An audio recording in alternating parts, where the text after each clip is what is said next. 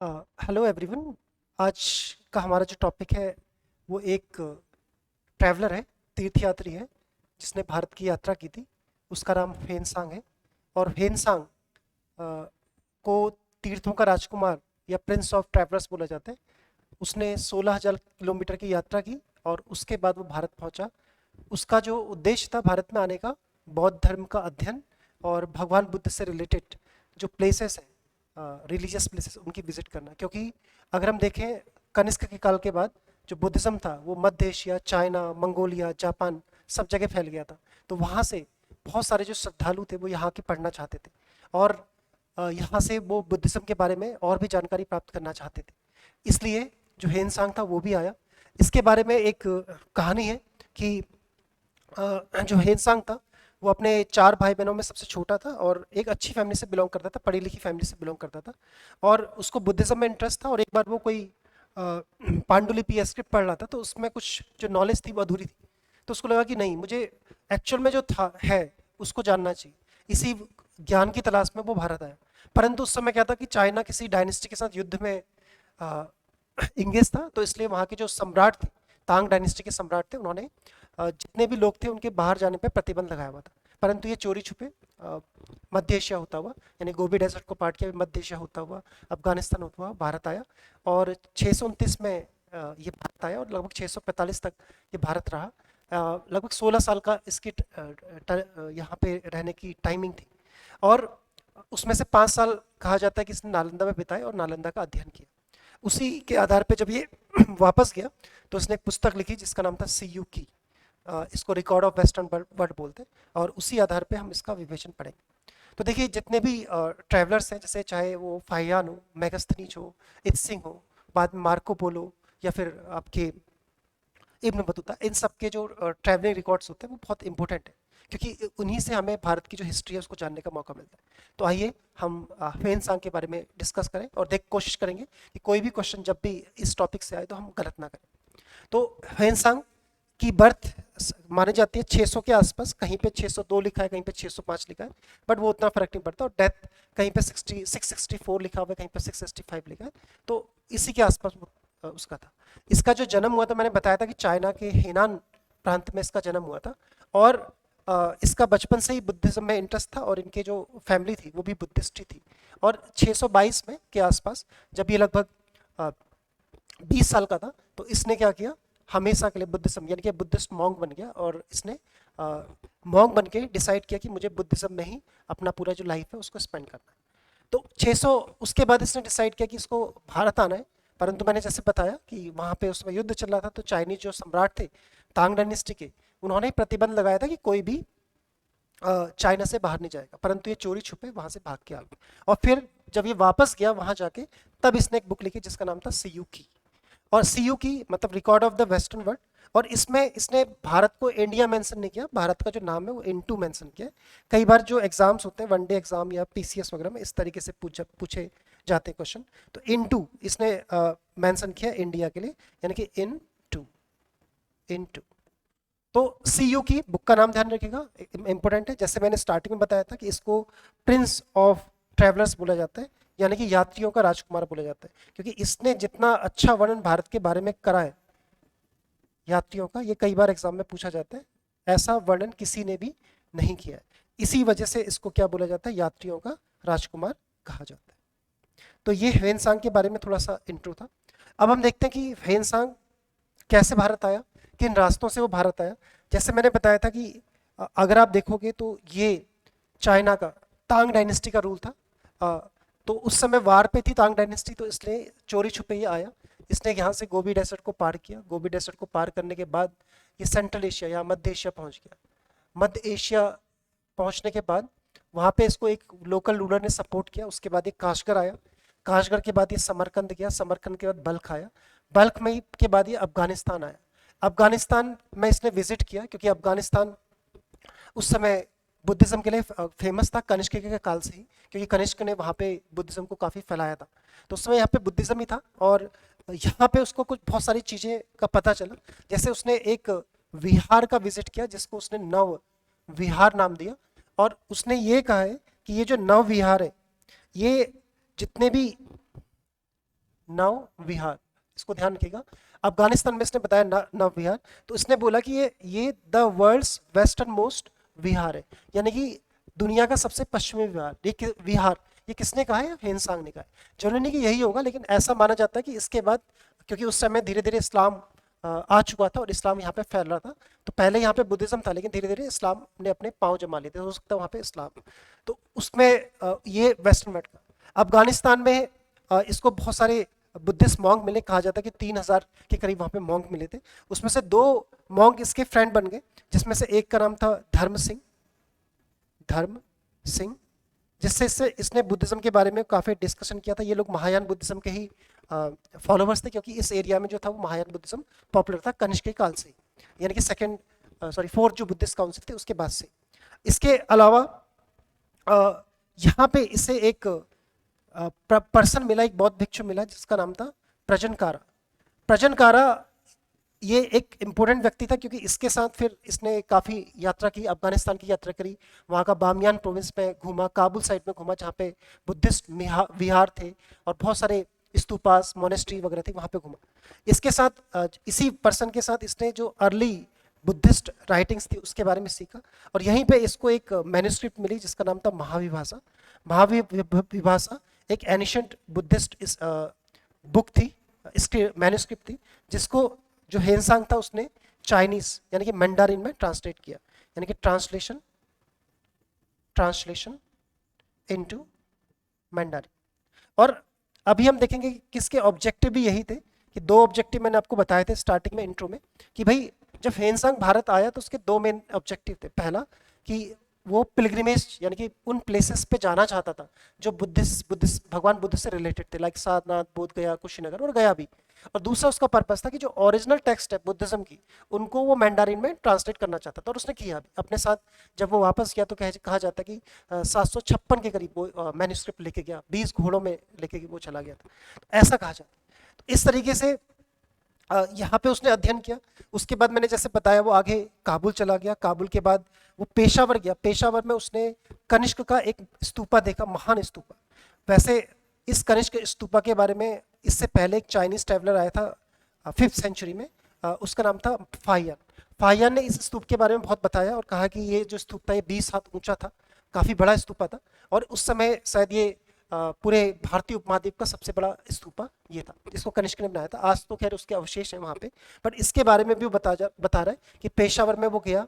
उसके बाद वो बता रहा है कि मैं तक्षशिला में गया, लेकिन तक्षशिला की जो स्थिति थी वो थोड़ा डिक्लाइनिंग फेज में था, वहाँ पे जितने भी विहार वगैरह थे वो एक डिक्लाइनिंग फेज में थे, उसके बारे में बता रहे हैं। उसके बाद वो बता रहा है बैराट में आया, बैराट आज का जो राजस्थान का जयपुर वाला एरिया, वहाँ से वो मथुरा गया, मथुरा के बारे में भी उसने काफ़ी बताया। मथुरा अयोध्या होते हुए फिर कन्नौज में चला गया। कन्नौज में हर्ष ने उसका काफ़ी वेलकम किया, और हर्ष के साथ उसने 2 असेंबलीज भी और में भी पार्टिसिपेट किया। एक का तो खुद अध्यक्ष था, जिसको कन्नौज असेंबली के नाम से जाना जाता है। तो इस तरीके से अगर हम देखें तो वो कन्नौज। उसके बाद उसने अपनी पिलग्रिमेज स्टार्ट करी, फिर वो सारनाथ, जो भी बुद्ध से रिलेटेड प्लेस थे, सारनाथ, बोध गया, कुशीनगर, है ना, श्रावस्ती, ये सारे एरिया, फिर काशी के बारे में भी हम देखेंगे उसने काफ़ी कुछ बताया। काशी में उसने बताया कि जो बुद्धिज्म था वो डिक्लाइनिंग के फेज में था, और वहाँ के जो लोग थे वो महेश्वर यानी कि भगवान शिव की पूजा करते थे, और अघोरियों के बारे में भी उसने बताया। इस तरीके से उसने भारत में विजिट किया। इसके अलावा जो हेनसांग था, हेनसांग आगे भी चला गया, यानी कि असम साइड में भी गया। असम में उस समय एक रूलर थे जिनका नाम था भास्कर वर्मन। तो भास्कर वर्मन असम, उस समय उसको कामरूप बोलते थे, कामरूप यानी कि असम। और वहाँ के जो राजा थे वो हर्ष के बहुत अच्छे दोस्त थे, भास्कर वर्मन। और भास्कर वर्मन ने कन्नौज जो असेंबली थी उसमें भी पार्टिसिपेट किया था। जो कामरूप था उसकी जो कैपिटल थी उसको प्राग ज्योतिषपुर बोलते हैं, जो आज का शायद गुवाहाटी वाला इलाका होगा, प्राग ज्योतिषपुर। कहा जाता है कि उसने प्राग ज्योतिषपुर में भी विजिट किया, और वहाँ भी वो कुछ टाइम रहा, यानी कि भास्कर वर्मन के कोर्ट में भी वो गया।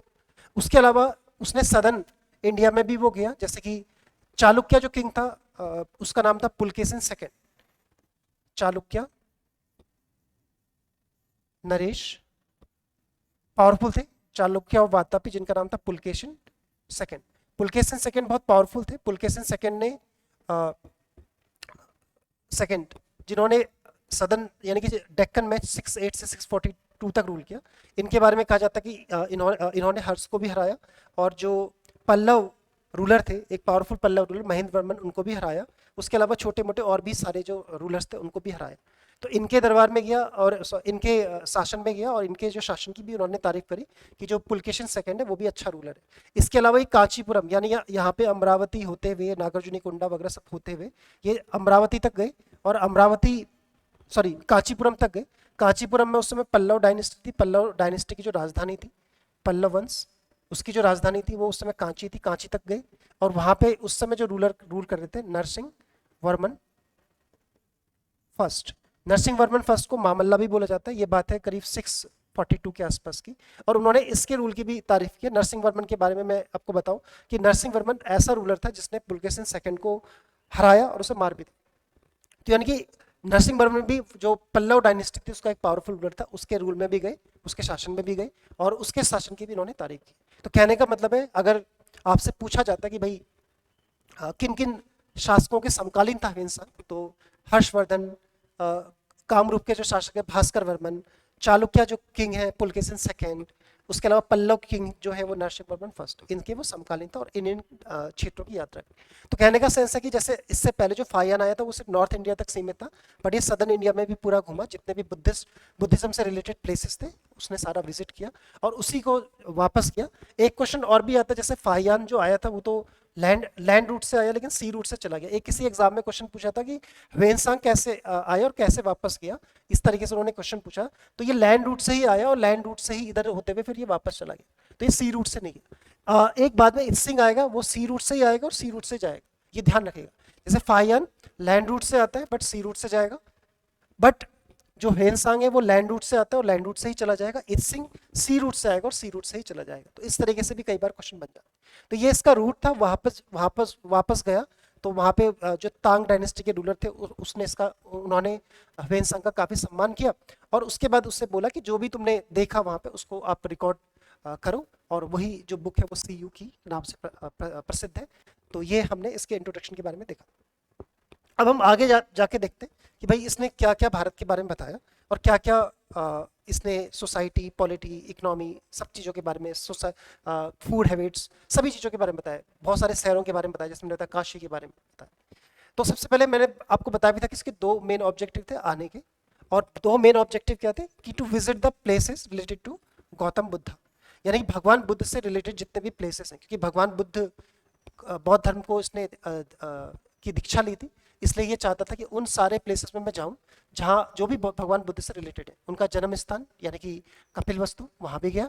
उसके अलावा श्रावस्ती जहाँ पे भगवान बुद्ध ने सबसे ज़्यादा उपदेश दिए थे, सारनाथ जहाँ पे भगवान बुद्ध ने अपना पहला उपदेश दिया था, बोध गया जहाँ पे भगवान बुद्ध को क्या ज्ञान प्राप्त हुआ था, कुशीनगर जहाँ पे भगवान बुद्ध की मृत्यु हुई थी, उसके अलावा भी जो भी रिलेटेड प्लेसेस थे, वैशाली वगैरह, वो सब जगह चला। फिर उसके बाद उसने नालंदा में स्टडी भी करी और 5 साल वहाँ पे रहा, और अपने साथ मैंने बताया था कि 756 बुक्स को भी लेके गया। अब हम देखें कि दूसरा उसका जो ऑब्जेक्टिव था, translation of original Buddhist text into mandarin. क्योंकि जब मैंने बताया था कि स्टोरी की जब वो एक बार बुक को पढ़ रहा था तो उसको वो जो उसको चीज़ें लगी अधूरी लगी, तो उसको लगा कि हाँ ये जो नॉलेज है अधूरा है, तो उसको पूरा करना चाहता। इसलिए वो भारत आया, जो भी यहाँ से वो मैन्युस्क्रिप्ट ले गया बुद्धिज्म से रिलेटेड, उस सबको उसने मैंडारिन यानी कि चाइनीज लैंग्वेज में ट्रांसलेट किया। तो इस तरीके से जो भारत का ज्ञान था वो धीरे धीरे चाइना पहुंच गया, क्योंकि उस समय नालंदा पूरे विश्व का ज्ञान का केंद्र था। अब देखिए ह्वेनसांग अकाउंट, ह्वेनसांग ने भारत में क्या क्या किया, भारत के बारे में क्या बताया। तो वो लगभग 629 से 645 यानी कि लगभग 16 साल भारत में रहा। 5 साल उसने नालंदा विश्वविद्यालय में अध्ययन किया, वहाँ के बारे में भी उसने काफ़ी बताया। और इसी के इन्फ्लुएंस में जो हर्ष था वो महायान बुद्धिज्म में कन्वर्ट हो गया। हर्ष के बारे में कहते हैं कि अपने आरंभिक जीवन में, स्टार्टिंग अर्ली लाइफ में, वो एक शैव था। कुछ समय बाद एक दिवाकर मित्र या दिवाकर मिश्र के प्रभाव में वो हीनयानी बुद्धिस्ट बना, जिन्होंने उसकी बहन को बचाने में मदद करी थी, जो सती होना चाहती थी। और जब वो ह्वेनसांग के प्रभाव में आया तो पूरी तरीके से वो महायान बुद्धिज्म में कन्वर्ट हो गया, और उसी के लिए उसने एक कन्नौज महासभा भी बुलाई थी, और उसी कन्नौज महासभा में 643 ईस्वी में जो ह्वेनसांग था उसका अध्यक्ष बना था। तो उसके बारे में भी आगे डिस्कस करेंगे। अब देखिए ह्वेनसांग ने भारत के बारे में क्या क्या बताया उसको हम डिस्कस करें। सबसे पहले ह्वेनसांग ने भारत के रिलीजन के बारे में क्या बताया, धर्म के बारे में क्या बताया कि भारत की जो धार्मिक कंडीशन कैसी थी।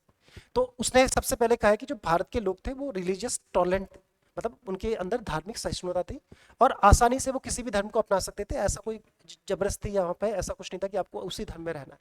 तो जो भी उनको फिलोसफिकल थॉट अच्छा लगता था उसको वो एक्सेप्ट कर लेते थे। तो इस तरीके से भारत में उस समय वो मेजर रिलीजन बता रहा है कि ब्राह्मणिज्म, बुद्धिज्म और जैनिज्म।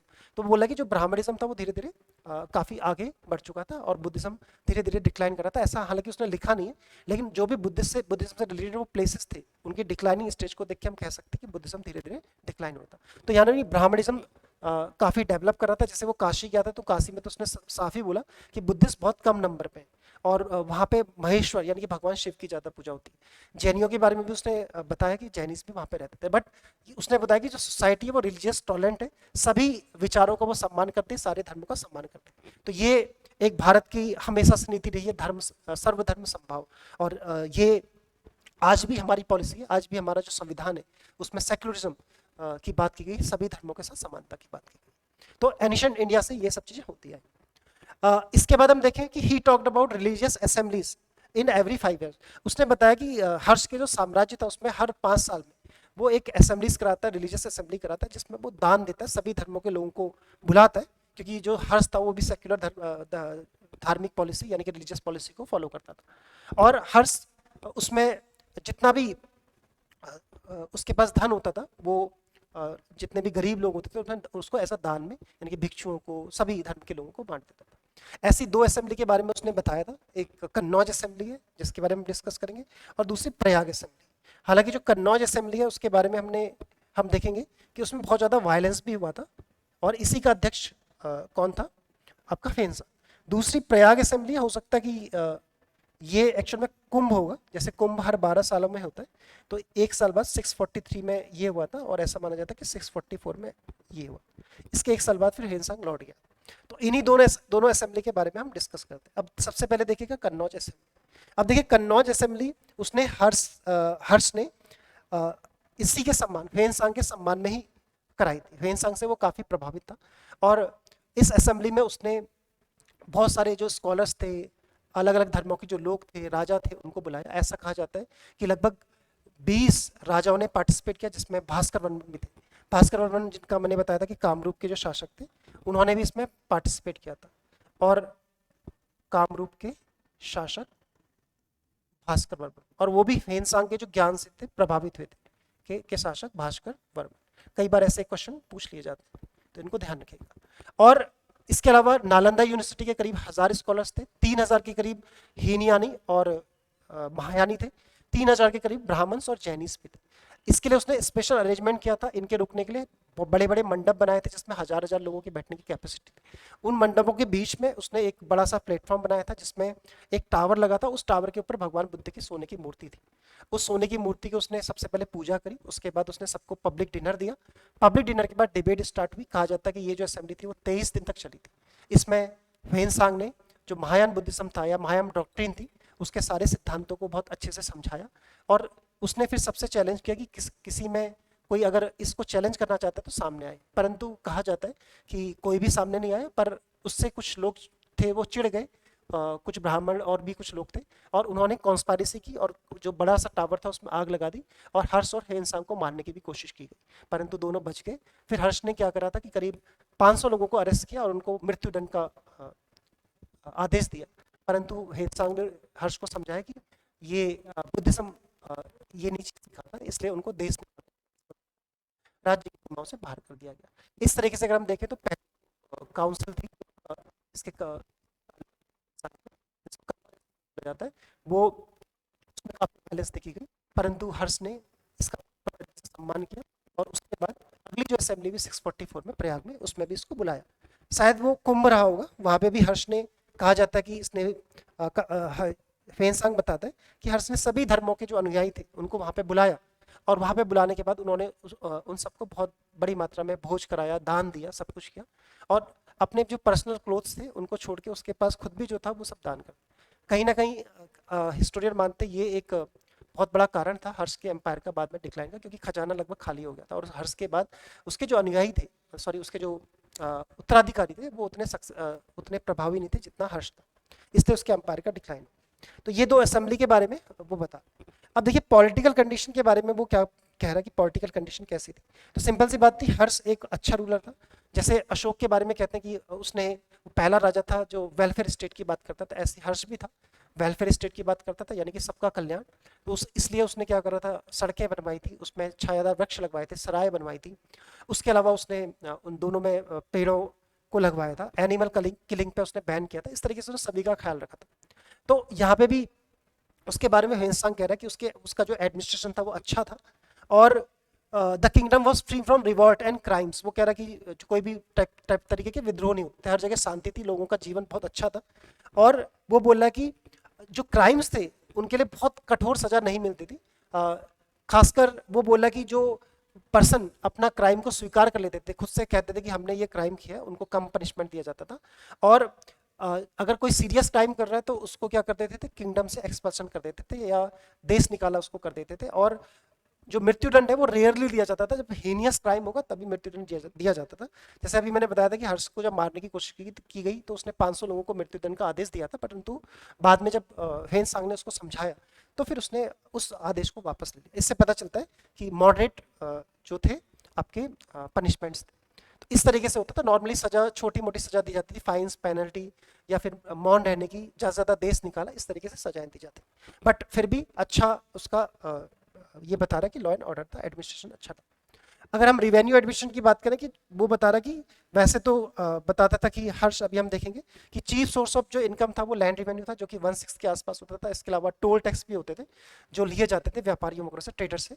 और जो भी टोटल रिवेन्यू आता था उसको 4 पार्ट्स में डिवाइड कर लिया जाता था, हर जो बता रहा है ह्वेनसांग के रिकॉर्ड के according. Expenditure of the king, यानी कि राजा के खर्चे, यानी कि जो डेली एक्सपेंडिचर है, राज्य कार्य से रिलेटेड जो भी खर्चे होते थे, डेली एक्सपेंडिचर, एक भाग उसके लिए खर्च होता था। एक विद्वानों के लिए होता था, फॉर स्कॉलर्स, उनको दिया जाता था। और इसके अलावा जो ऑफिशियल्स होते थे, यानी कि अधिकारी वगैरह होते थे, पब्लिक सर्वेंट होते थे, उनकी जो सैलरी, पेंशन वगैरह वो सब थी। और फिर एक रिलीजियस पर्पस के लिए, दान के लिए, जैसे अभी हमने बताया कि कन्नौज वगैरह में हर जगह वो दान पुण्य करता था, जैसे अशोक था।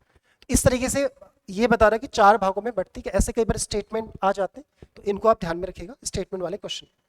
आगे हम देखें तो उसका मिलिट्री एडमिनिस्ट्रेशन कैसे था। वैसे तो अलग अलग सोर्सेज में अलग अलग मिलिट्री की बात की गई है, लेकिन जो ह्वेनसांग है, ह्वेनसांग के अकॉर्डिंग उसके पास 1 लाख की इन्फेंट्री थी, यानी कि पैदल सेना थी, 50,000 की कैवलरी थी, यानी कि घुड़सवार सेना थी, और 60,000 की हस्ती सेना, यानी कि एलिफेंट आर्मी भी उसके पास थी। तो इससे पता चलता कि एक बड़ी आर्मी थी हालांकि, और उसी आर्मी की वजह से उसने पूरे नॉर्थ इंडिया को जीता था और सकलोत्रा पथेश्वर की उपाधि भी ली थी। हालांकि वो पुलकेशिन द्वितीय से नर्मदा के किनारे हार गया था, जिसमें ऐसा कहा भी जाता है कि उसके काफ़ी हाथियों की मौत हुई, उससे हर्ष को काफ़ी दुख भी हुआ और उसने उसको प्रकट भी किया। लगभग कहा जाता है कि 30,000 हाथियों की मौत हुई थी। तो यानी कि 1 लाख की उसकी पैदल सेना थी, पैदल सेना, और उस समय के कंडीशन के हिसाब से ठीक। और उसके बाद ये घुड़सवार सेना थी, घुड़सवार सेना, और हस्ती सेना, हाथियों की सेना। इस तरीके से ह्वेनसांग उसके मिलिट्री के बारे में बता रहे हैं। तो मिलिट्री एक परमानेंट थी और उसको प्रॉपर तरीके से सैलरी वगैरह सब कुछ दिया जाता था। ये ह्वेनसांग बता रहे।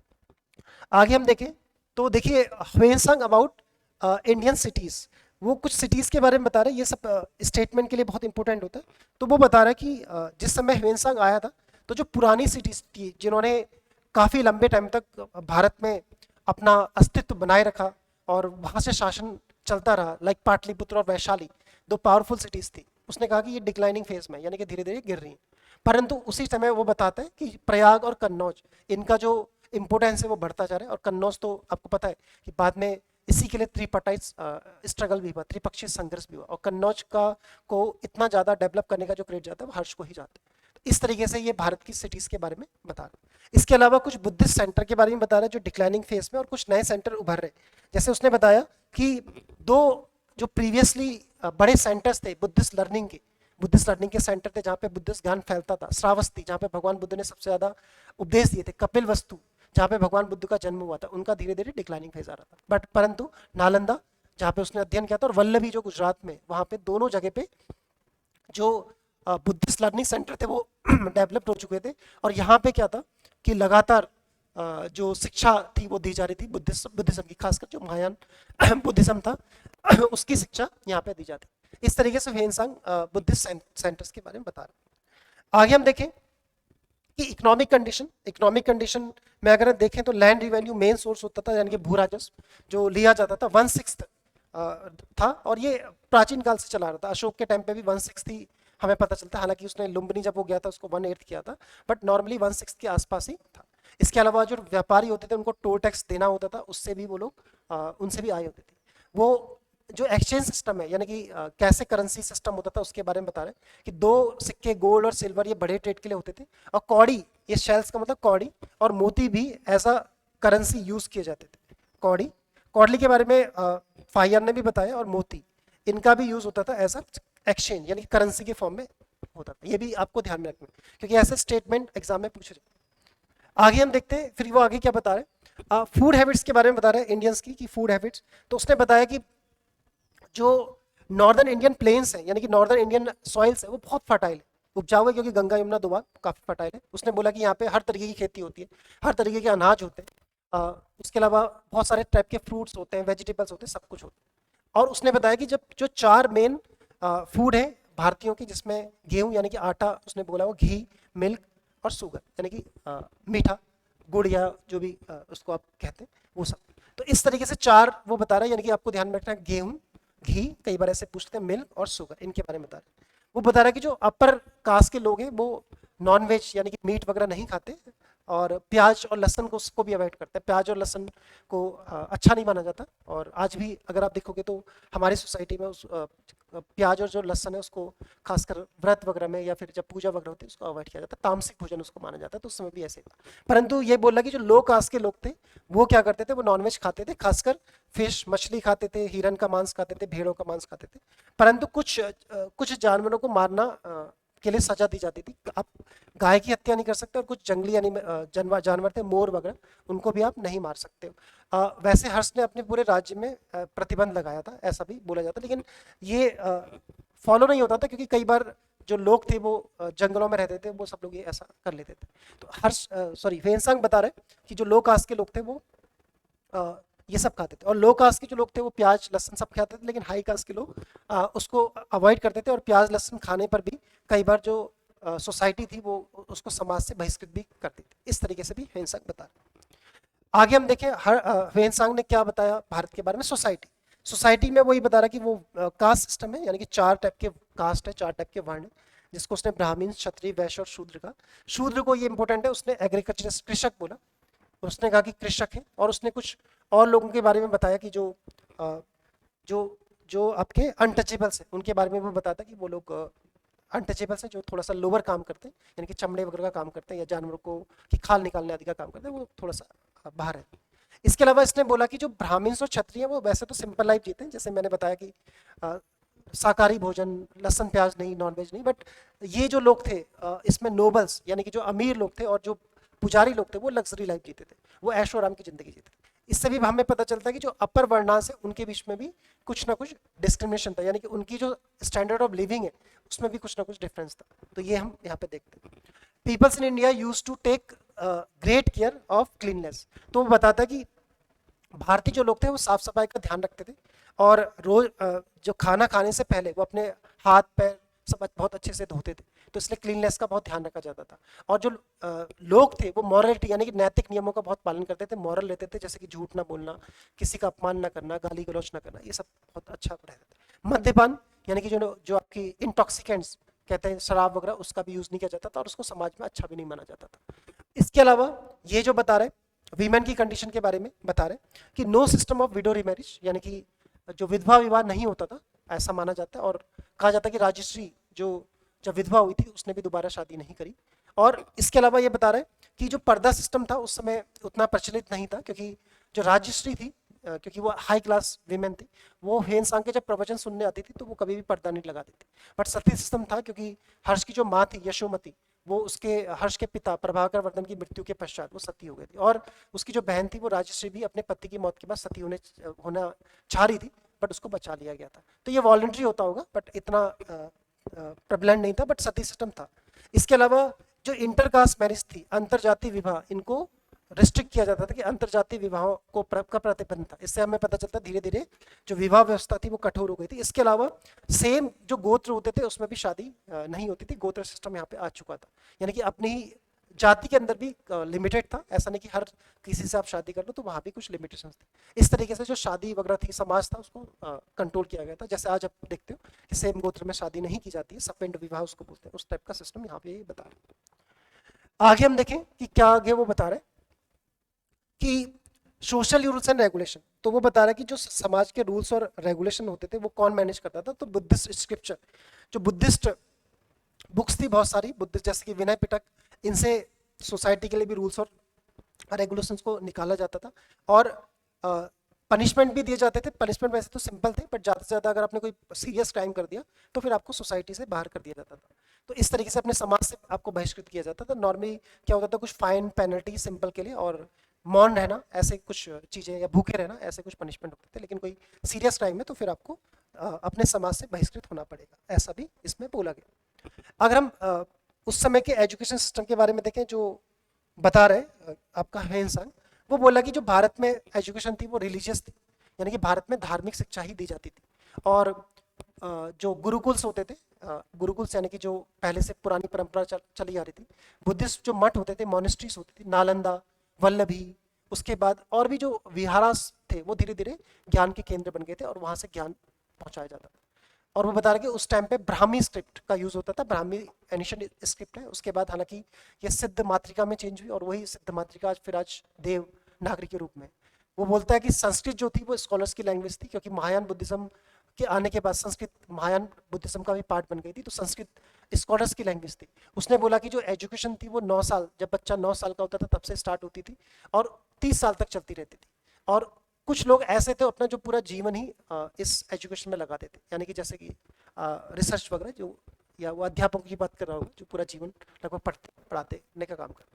इस तरीके से वो भारत की जो शिक्षा व्यवस्था है उसके बारे में बता रहा है, और बता रहा है कि भारत की जो शिक्षा व्यवस्था है वो काफ़ी अच्छी है, यानी कुल मिला के वो यहाँ की जो लाइफ है उसके बारे में अच्छा बता रहा है। तो कहते भी थे उस समय भारत सोने की चिड़िया था, तो ट्रेड कॉमर्स सब कुछ अच्छा था, शिक्षा अच्छी, ज्ञान का केंद्र था। और नॉर्मल सी बात है, किसी भी राष्ट्र को अगर महान बनना है तो ज्ञान, जैसे नेल्सन मंडेला ने कहा है कि नॉलेज जो चेंज कर सकता है, education is the most powerful weapon to change the world. शिक्षा एक ऐसा हथियार है जो पूरे विश्व को चेंज कर सकता है। और अमेरिका में भी कहावत है, नॉलेज इज पावर। तो नॉलेज भारत में था, इसलिए भारत पूरे दुनिया में राज कर रहा था। और ये नालंदा के बारे में भी बताता है कि वहाँ पे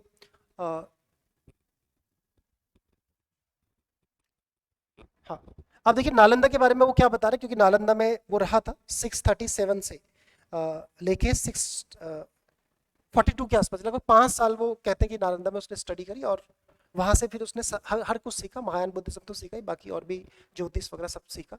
और उसका जो मेन पर्पस था बुद्धिस्ट ओरिजिनल बुद्धिस्ट टेक्स्ट का कलेक्शन करना, उसको ट्रांसलेट करना मैंडारिन में, और उसने वो किया। तो वो बताता है कि इस टाइम पे जिस समय ह्वेनसांग था, बुद्धिज्म बहुत सारे सेक्ट में डिवाइड हो गया था। 18 सेक्ट बता रहा है, बहुत इंपॉर्टेंट है, ऐसी लाइंस कई बार एग्जाम में पूछी जाती है। तो बुद्धिज्म जो था 18 सेक्ट में डिवाइडेड था। नालंदा के बारे में वो बता रहा है कि नालंदा में लगभग 10,000 मॉन्क्स रहते थे, और साथ में 1510 टीचर्स थे। आचार्य श्रीलभद्र उस समय वहाँ के फेमस प्रिंसिपल थे, यानी कि चांसलर थे। और वो योगाचार्य यानी कि योग के बहुत महान शिक्षक थे, योग जिसको पतंजलि ने स्टार्ट किया था। उसके अलावा वो बताता है कि जो नालंदा महाविहार है वो चारों ओर से ईंटों की एक बड़ी दीवार से घिरा हुआ है, और एक गेट है, गेट का जो द्वारपाल है उस उससे जब आप उसके क्वेश्चंस का जब सेटिस्फैक्ट्री आप आंसर दोगे तब जब आपको प्रवेश मिलेगा। और अंदर फिर आपके 2 और टेस्ट होंगे, फिर फाइनल आपका एडमिशन होगा। तो लगभग 20% छात्रों को ही एडमिशन मिल पाता था, 80% को रिजेक्शन कर दिया जाता था। 1-2 बार तो ये भी रिजेक्ट हुआ था। फिर जब अंदर कैंपस में जाओगे तो 8 बड़े बड़े हॉल्स हैं, उन हॉल्स में विद्यार्थी बैठते हैं, शिक्षा होती है, बट आपस में वो शास्त्रार्थ यानी कि डिबेट भी करते हैं। इस तरीके से वो बताते हैं। और वो ये भी कहता है कि ये रेसिडेंशियल यूनिवर्सिटी थी, फ्री ऑफ कॉस्ट थी, कोई भी आके वहाँ पे पढ़ सकता है। वहाँ पे ऐसा नहीं था कि कोई सिर्फ राजा महाराजा ही पढ़ते थे, वहाँ पे कोई भी आके पढ़ सकता था, लेकिन उसके अंदर योग्यता होनी चाहिए। और हर्ष के टाइम पे 100 गांव का रिवेन्यू स्पेशली इसके लिए जाता था, जिससे कि नालंदा में किसी भी चीज़ की कोई कमी नहीं। तो इस तरीके से शिक्षा की व्यवस्था की जाती थी। तो आज भी इसी टाइप की जो शिक्षा है उसकी ज़रूरत है, क्योंकि आज जो शिक्षा है वो कहीं ना कहीं पैसे पर निर्भर है, जिससे जो प्रतिभा है वो कई बार वंचित हो जाती है। उस टाइम पे ऐसी शिक्षा थी। आगे हम देखें अबाउट वाराणसी। वाराणसी के बारे में भी उसने काफ़ी कुछ बताया, क्योंकि वाराणसी भी विजिट किया था, सारनाथ हर जगह गया था। वाराणसी को उसने अपने जो ग्रंथ है सीयू की, जैसे भारत को उसने इनटू बोला है, ऐसे इसको उसने पाओ पाओ लो निसी बोला, यानी कि वाराणसी को उसने पाओलोनिसी बोला है। कई बार ऐसे क्वेश्चन पूछ लिए जाते हैं। उसने बोला कि जो पाओलोनिसी है, यानी कि जो वाराणसी है, वो वेस्ट बैंक ऑफ, मतलब गंगा रिवर उसके वेस्ट बैंक में बहती है, और यहाँ की जो जनसंख्या है वो बहुत घनी है, मतलब पॉपुलेशन डेंसली पॉपुलेटेड है। और उसने बोला कि यहाँ के जो लोग हैं वो डाउन टू अर्थ हैं, बड़े सभ्य हैं, वेल बिहेव्ड हैं, और बहुत शालीन हैं यहाँ के जो लोग हैं। और उसने बोला कि यहाँ पे बुद्धिज्म जो है वो बहुत कम है, मतलब बुद्धिस्ट लोग बहुत कम है, बहुत ही कम नंबर पे है। बट यहाँ के जो लोग हैं वो एक लॉर्ड है शिव, यानी महेश्वर उसने बोला है, शिव उनकी पूजा करते हैं। और उसने यहाँ पे अघोरी के बारे में बता रखा है कि वो नग्न रहते हैं और अपने जो शरीर है उस पर भस्म वगैरह लगाते हैं और काफ़ी हार्ड तपस्या करते हैं, इसके बारे में उसने बता रखा है। इस तरीके से उसने भारत के बारे में बताया। तो काशी के बारे में भी कभी भी पूछा जा सकता है एग्जाम में स्टेटमेंट वाइज। आगे हम देखें तो उसकी जो मृत्यु कैसे हुई, तो कहते हैं कि 64 665 कहीं पे 664 भी लिखा होगा, 664 सी के आसपास उसकी मृत्यु हुई। और कहा जाता है कि उसका जो स्केलेटन था, जो कंकाल था, उसको शेव किया गया। और 1956 में जो दलाई लामा थे, उन्होंने उसके सर का एक खोपड़ी का एक भाग भारत को दिया, यानी कि भारतीय सरकार को दिया। और आज भी वो भाग पटना संग्रहालय में सुरक्षित, क्योंकि वो एक महान विद्वान था और इसी वजह से उसके जो स्केलेटन था उसको वहाँ पे सुरक्षित रखा गया था। इस तरीके से जो फेनसांग था, इसने भारत के बारे में एक अभूतपूर्व वर्णन किया था। और ऐसा वर्णन शायद ही किसी ने किया होगा। भारत की पूरी पॉलिटी, हिस्ट्री, भारत की लोकेशन, भारत के समाज, सबके बारे में बताया था। उसके बाद अपनी वापसी यात्रा उसने, मैंने बताया, लैंड रूट से करी, जिस रूट से आया था उसी से वापस होते हुए अपने साथ वो करीब 756 स्क्रिप्ट ले गया, मैन्युस्क्रिप्ट ले गया, जिसके लिए उसको 20 घोड़ों की जरूरत पड़ी। वापस जाके उसने फिर वहाँ पे अपनी जो फेमस बुक थी वो सीयू की लिखी थी। इस तरीके से ये हमने ह्वेनसांग के बारे में सारा पढ़ा। आगे कुछ लेक्चर्स होंगे जिसमें हम इत्सिंग, फाइयान और भी जो ट्रैवलर्स हैं उनके बारे में पढ़ेंगे। तो इसको आप एक बार अच्छे से देख लीजिएगा, इसके नोट्स आप बना लीजिएगा और इससे रिलेटेड जितने भी क्वेश्चन हैं वो आप सॉल्व कर लीजिए। Thank you very much.